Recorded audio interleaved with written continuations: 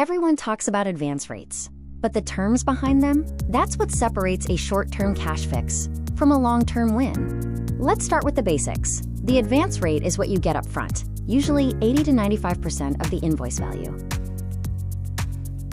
The reserve is the rest, which you get once your customer pays, minus any fees.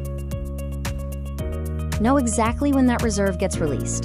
It's part of your cash flow picture too. Next up, fees.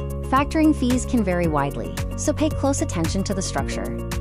Is your fee a flat rate or a tiered one that increases the longer the invoice is unpaid? This dramatically impacts your cost. Also, how often are fees billed? Weekly or monthly? And check for a minimum fee, which some contracts charge regardless of how quickly your customer pays. Now let's look at some fees that can catch people off guard. Look for setup fees when onboarding, and wire transfer fees if you opt for faster payments to your account.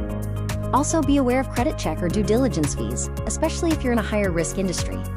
It's also crucial to understand the fine print regarding your contract length and how to cancel. What is the initial term? Is it month to month or a full year? And will it renew automatically? If so, what's the notice period to cancel? Check for early termination fees and required notice windows. Some agreements come with monthly minimums. If you don't hit them, you could face penalties. There might also be exclusivity clauses, requiring you to factor all your invoices. These aren't always bad. They can lead to lower rates, but they need to fit your business. 5% of B2B invoices are written off as bad debt in the US. If your agreement is recourse, you cover that risk if the customer doesn't pay.